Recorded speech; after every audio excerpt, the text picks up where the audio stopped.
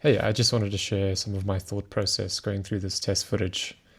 I will preface this by saying I had very limited time with the Lumix, and if I make reference to my Leica SL2S, by no means do I think that is the be-all end-all camera.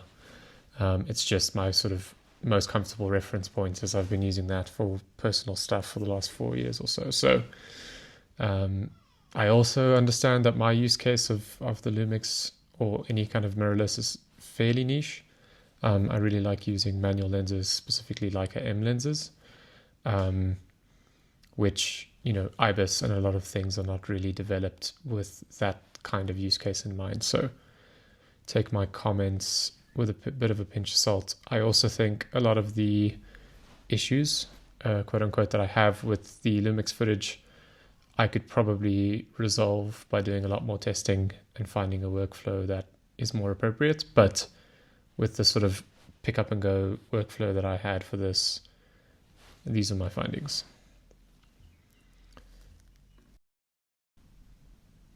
You can notice quite a lot of edge wobble here.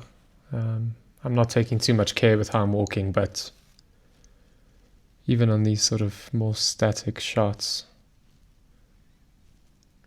the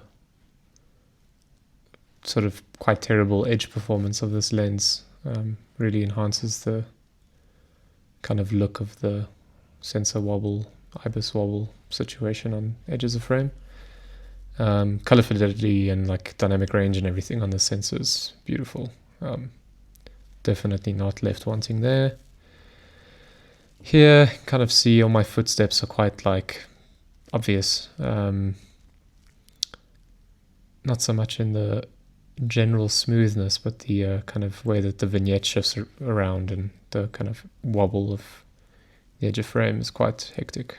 I wouldn't say that's usable to my taste. I think you can negate some of this by walking a lot more carefully, but yeah, I mean, it's pretty insane if you look at like the center of shot here. That's almost Steadicam-like, but the idea is kind of, or I guess the effect of that is not as useful if the edges fall apart. I can imagine if you're using Lumix glass or something a little bit more kind of performance edge to edge, the IBIS could be quite insane. Yeah, I mean, super happy with the image overall. I think it's a really beautiful sensor. It'd be interesting to see if I had more time with the camera, if you could maybe use, set the focal length on the camera to something much wider, like a 10mm or something, to see if it would reduce the amount of stabilization it's trying to do, and if that would make it a bit more natural. Because realistically, I think for the way that I like to shoot and like things to look, I don't need IBIS to make something look like a Steadicam. You just want it to make it look like a bigger camera, so it doesn't have those really tiny kind of micro shakes. I think a lot of the older cameras, like my Leica SL2S, and even though I haven't used it, the older Lumix cameras, the S5 and S1, I think because they don't have as many stops of image stabilization, and even Sony actually with the FX3, I feel like it's a much more natural looking IBIS, whatever. Because for sure, if you're not moving too much, I mean, this is like unreal how smooth it is.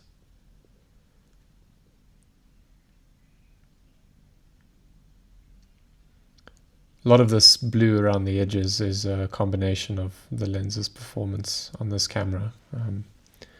It's definitely not this noticeable in my Leica, which is interesting. I know they talk about the Leica having some kind of, what do you call it, optical low pass filter, or not necessarily OPF, but like the stack on the sensor is designed with Leica M glass in mind.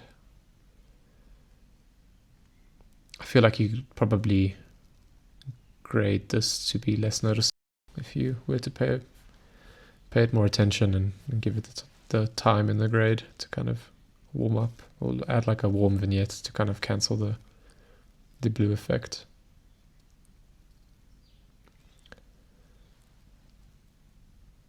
Yeah, I mean, really natural, kind of quite stunning image. If you spend a bit of time kind of softening the details, I think goes a long way in making it feel a bit more organic. I think the sensor can resolve an almost unflattering amount of detail, unless you kind of work on it a bit in the grade. Here I was just testing in the 100 frames mode, which I think is a very slight crop in 4K. Yeah, what this would look like. You definitely still notice a little bit of that edge wobble, which is interesting because I think this does crop in a tiny bit. Obviously, the more you crop, the less of the kind of warped edges of this Voigtlander are in frame, so probably makes the IBIS appear a bit more natural.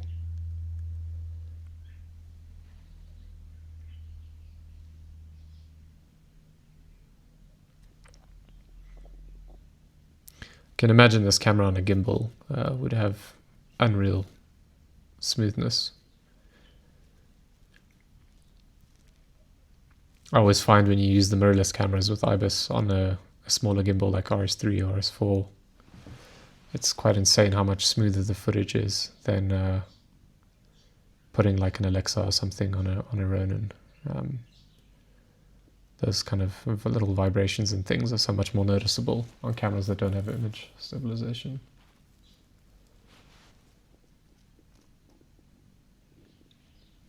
I think what's tricky about this type of artifact for me is that it's difficult to tell that it's happening on the screen on the camera. So you'd have to test this quite a lot to know that you have usable shots, which is always a bit scary. I left the shutter angle sharp here by accident, switching away from 100 frames to this shot. Same for this, hadn't realized yet, obviously. And here on like a gray surface, you can really tell how that sort of blue vignette is shifting a lot as the camera moves the sensor about.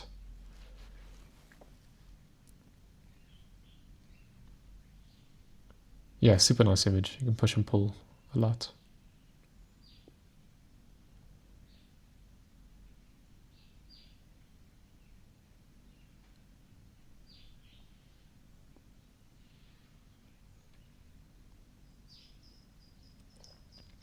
I think for these more static frames, where you kind of hold the camera fairly still and do very slow operating, the sensor wobble is a lot more forgiving even on this lens.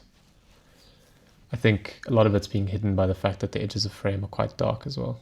So it's less obvious to notice the kind of shift.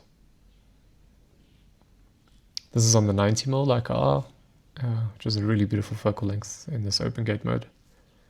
I always find this to be quite tight on a regular 16 or 17:9 sensor.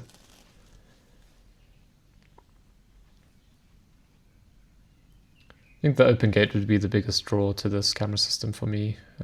Unfortunately, I just really don't like using the camera. I think it feels really cheap in the hand and looks really goofy. But if I were to go out and buy a camera right now for a project, I would look quite seriously at one of the S1s. I think the S1RII probably makes way more sense for video. I was kind of testing this to see whether it could be a good jack of all trades, and it absolutely can be, but I think it doesn't do enough to justify leaving my Leica at home and taking something like this instead. I think the quality difference is near as makes no difference for personal work. Very nice image though. Okay, hope you enjoyed.